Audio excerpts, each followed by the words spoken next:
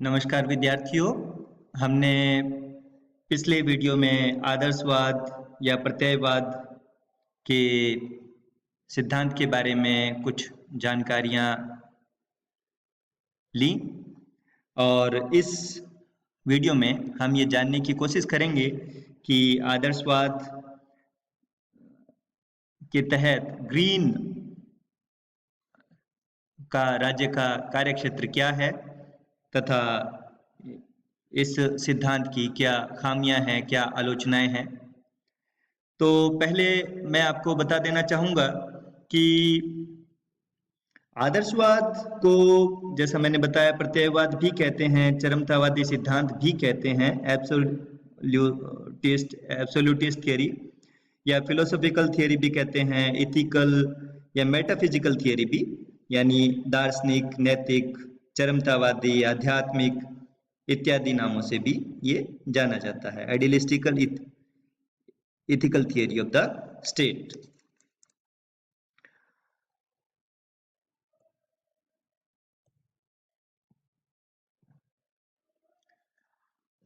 हम बात कर रहे थे कि राज्य का कार्यक्षेत्र क्या है। तो ये विचारधारा है, ये मानती है कि खासकर हीगलवादी जो विचारधारा है वो मानती है कि राज्य साध्य है। साध्य मतलब लक्ष्य है, साधन नहीं है। वो सामान्य इच्छा का प्रतिनिधित्व करती है, ये ग्रीन मानता है। ये राज्य का अपना लक्ष्य और व्यक्तित्व है।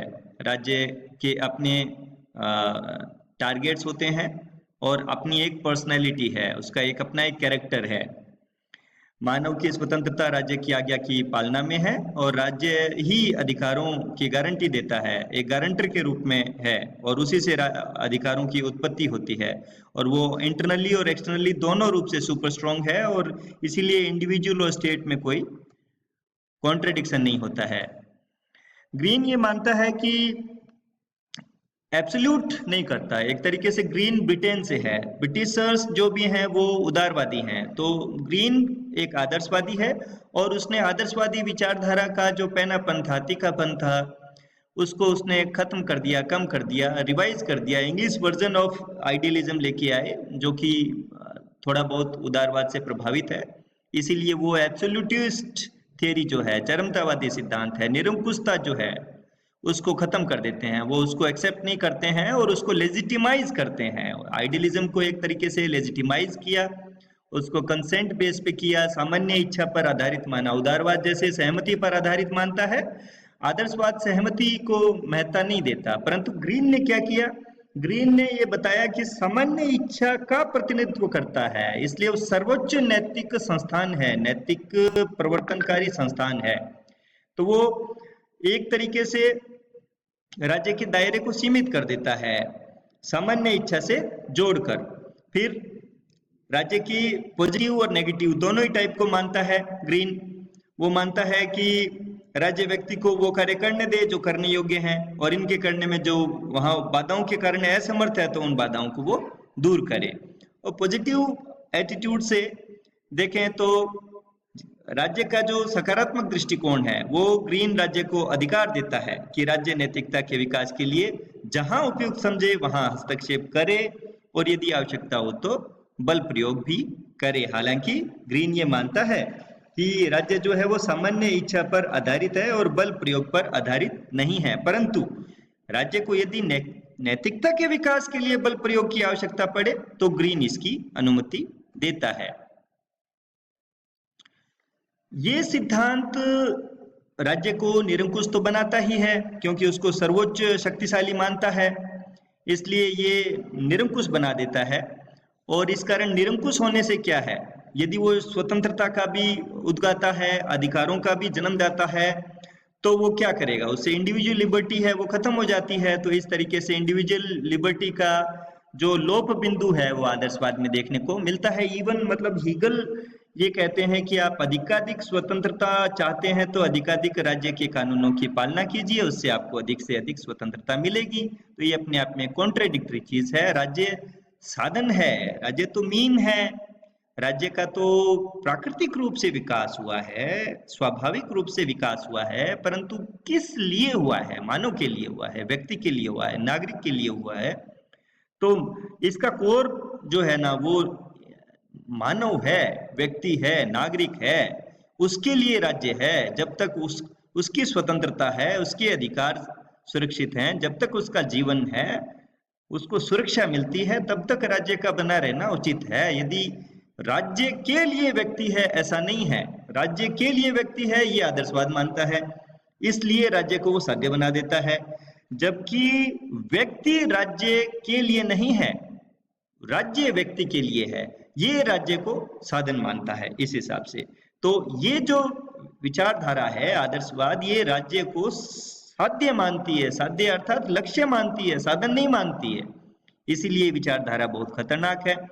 यथार्थ और आदर्श इच्छा का जो अंतर है वो करना बहुत मुश्किल है, जिस तरीके से ग्रीन समझाना चाहते हैं सामान्य इच्छा को। राज्य और सरकार जो हैं वो भिन्न भिन्न संस्थाएं होती हैं, दोनों में अंतर है। इस विचारधारा ने क्या किया, राज्य मतलब सरकार को ही राज्य मान लिया है, जबकि राज्य बना रह सकता है और सरकार का विरोध किया जा सकता है। सरकार का विरोध राज्य का विरोध नहीं है। जैसे हम आज देखते हैं कोई पार्टी लेड गवर्नमेंट जो है, अब वो उसके 5 साल आते हैं, उनका कार्य अच्छा नहीं होता, तो ओपोजिशन की पार्टी है वो उसको क्या करती है, अपोज करती है। नागरिकों को उस मामले में उनको चेतना का स्तर है वो जागृत करती है सरकार का विरोध करने के लिए, और वो विरोध करते हैं। परंतु क्या वो राज्य का विरोध करते हैं? यदि हम भारत की बात करें तो क्या वो भारत का विरोध कर रहे हैं या सरकार का विरोध कर रहे हैं? किसी गवर्नमेंट का विरोध करना और किसी राज्य का विरोध करना, दोनों में बहुत अंतर है। इसीलिए आधुनिक लोकतंत्र में आदर्शवादी सिद्धांत है, इसको मान्यता नहीं दी जा सकती है, क्योंकि ये राज्य और सरकार में ही अंतर नहीं कर पाता है। इसीलिए ये, और राज्य को प्राकृतिक संस्थान मानते हैं, इसलिए बहुत भयानक सिद्धांत है। और हम यदि बात करें तो राज्य का जो आदर्शवादी सिद्धांत है वो जैसा हीगल है, तो हीगल एक तरीके से डायलिटिकल मेथड जो है उसका सहारा लेता है। वो कहता है वाद प्रतिवाद और संवाद के माध्यम से राज्य का विकास हुआ है। परिवार बना, परिवार से फिर नागरिक समाज बना, तो परिवार जो है वो क्या है, वाद है, और नागरिक समाज है वो क्या है, प्रतिवाद है, और उसी से फिर लास्ट में संवाद के रूप में राज्य का विकास हुआ। तो ईगल ये मानता है कि इतिहास में राज्य ही व्यक्ति है, और आत्मकथा में जो स्थान व्यक्ति का होता है, इतिहास में वही स्थान राज्य का होता है, और इस रूप में राज्य को वो साध्य और व्यक्ति को साधन बना देता है। लेकिन ये सिद्धांत भी मान्य नहीं है। राज्य एक तरीके से, राज्य को वो पृथ्वी पर ईश्वर का अवतार बताता है, पृथ्वी पर अस्तित्वमान एक दैवीय विचार बनाता है। तो ये राज्य का जो दैवीय विचार है वो स्वीकार्य नहीं है, क्योंकि राज्य एक प्राकृतिक, स्वाभाविक और विकासवादी सिद्धांत जो है वो ये मानता है कि कुटुंब बने, कबीले बने, और उससे धीरे धीरे धीरे धीरे राज्य जो है उसका विकास होता गया। तो इसलिए राज्य जो है वो कोई दैवीय सत्ता नहीं है कि उसको, और उस राजा या उसकी प्रतिनिधित्व करने वाला जो भी है उसके विरुद्ध भी विद्रोह किया जा सकता है आवश्यकता पड़ने पर। तो इस तरीके से हीगल वो सर्वशक्तिमान बना देता है और निरंकुश राज्य है ना उसकी रचना करता है। और हीगल ने एक तरीके से राष्ट्रीय राज्य को रहस्यात्मक स्तर पे पहुंचा दिया, ये बारकर मानते हैं। और हीगल के कॉन्सेप्ट की बात करें तो हीगल राज्य और समाज में अंतर नहीं करते हैं, और वो युद्ध को वांछनीय मानते हैं, इसलिए वो अंतरराष्ट्रीयवाद जो है उसके विरोधी हैं, और ये विचार अपने आप में विश्व शांति के लिए बहुत खतरनाक है।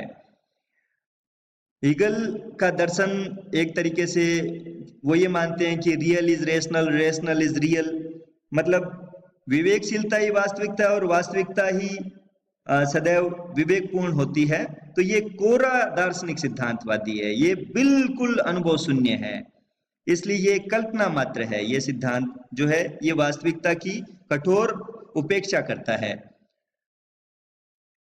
और ये जर्मनी में इसका जो भी हुआ, जैसे मैंने बताया कि नाजीवाद उभरा, तो ये एक तरीके से हीगल का आदर्शवाद है वो क्रूरतावाद या पशुवाद भी कहलाता है, क्योंकि वो बर्बरता को दैवीय रूप दे देता है। होबाउस ने कहा है हीगल को क्रिटिसाइज करते हुए कि हीगल ने राज्य की जो गौरव गाथा गाई है उसे एक अध्यात्मवादी विचार तरंग मान लेना भूल है। उसके मिथ्या एवं भयानक सिद्धांत ने, जिसके अनुसार ईश्वरीय राज्य की कल्पना की गई है, 19वीं सदी के बुद्धिवादी प्रजातांत्रिक मानववाद के सबसे भयानक विरोध के लिए पृष्ठभूमि तैयार की। रेशनल डेमोक्रेटिक ह्यूमैनिटेरियनिज्म के खिलाफ सबसे बड़ी चीज जो है वो ये आई, वो बैकग्राउंड उसका तैयार कर दिया एक तरीके से हीगल ने। इसलिए हीगल का जो आदर्शवादी सिद्धांत है वो एक तरीके से बिल्कुल भी स्वीकार्य नहीं है। इसके अलावा राज्य को ये साध्य मानते हैं, जबकि राज्य साध्य नहीं है। राज्य एक तरीके से साधन है। जैसे जोड भी कहते हैं कि राज्य व्यक्ति के लिए होता है, व्यक्ति राज्य के लिए नहीं होता। दूसरे शब्दों में राज्य और समुदाय अपने आप में साध्य नहीं है। राज्य का कोई पृथक व्यक्तित्व नहीं होता, ये मानते हैं कि वो एक सेपरेट कैरेक्टर है। तो मैकाइवर इसमें मानते हैं कि जिस प्रकार बहुत से घोड़ों के समूह से कोई नवीन उत्कृष्ट घोड़ा नहीं बनता, या विद्यार्थियों के संगठित होने से किसी नई सर्वोत्कृष्ट विद्यार्थी की उत्पत्ति नहीं होती, उसी तरीके से अनेक व्यक्तियों के समुदाय से किसी लोकोत्तर व्यक्ति का प्रादुर्भाव नहीं हो सकता। इसलिए इसकी सेपरेट एंटिटी की बात करना गलत है। राज्य की कोई सेपरेट एंटिटी नहीं है, कोई सेपरेट एग्जिस्टेंस नहीं माना जा सकता उसको, जब जो आदर्शवाद मानता है वो इस कारण स्वीकार नहीं है। और किसी भी इंस्टीट्यूट को सर्वशक्तिमान नहीं बनाया जा सकता। सर्वशक्तिमान बना देने से तो मनुष्य के जो कर्तव्य, उसके अधिकार हैं, स्वतंत्रताएं हैं, उनका नाश हो जाएगा।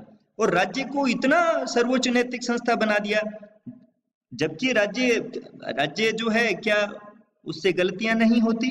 तो राज्य को दोष मुक्त संस्था नहीं माना जा सकता। होबाउस ने सही कहा है कि शासकीय कानून या दूसरी राजकीय संस्थाएं मानवता के सर्वाधिक सफल परीक्षणों से बहुत दूर है। वे आलोचना की मांग करते हैं और उसकी पूजा करना झूठे देवताओं की स्थापना करना है। इसलिए आदर्शवादी स्वाधीनता का सिद्धांत भी दोषपूर्ण है। और होबाउस उसके बारे में भी कहते हैं कि ये सिद्धांत की कानून की अनुरूपता में ही स्वतंत्रता है, स्वतंत्रता का वास्तविक निषेध है। The doctrine that individual has no freedom unless it is in conformity with law is the virtual negation of freedom. ये मेटाफिजिकल थियरी ऑफ स्टेट में होबाउस ने कहा है। इसी तरीके से डनिंग भी मानते हैं कि जिस स्वतंत्रता का हीगल ने वर्णन किया है वो तो तर्कशास्त्र में एक अभ्यास मात्र है। इसी तरीके से वो आदर्शवादी नैतिक और राजनीतिक कर्तव्यों में अंतर नहीं कर पाते। और आदर्शवादी एक तरीके से अनुदारवादी सिद्धांत भी है। ये एक असत्य और शरारतपूर्ण देवीय राज्य का सिद्धांत भी कहा गया है।